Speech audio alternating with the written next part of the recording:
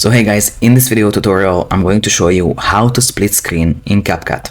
So we have two videos which we would like to be played at the same time, just one over another. So basically what you need to do is you have the two videos, you put one of the videos over the other, just go to the video on the top, you click video, mask, add mask, and you're just gonna choose the split mask. So you can also just go down and choose a rotation with 180, and then on the bottom of the top video is gonna be visible. So you're just gonna choose which looks better for you, but you can adjust the size of the video and the placement of the video, so it almost doesn't matter, but it's just your preference. So now we're gonna check whether the video on the bottom is visible. It's not visible, so we're gonna just go to basic, so we can just adjust the video, not the mask. We're just gonna put it down here, and we go back to the mask, and you're just gonna pull the mask up a bit, and then you just do the adjustment as long as you need to, so the video looks good.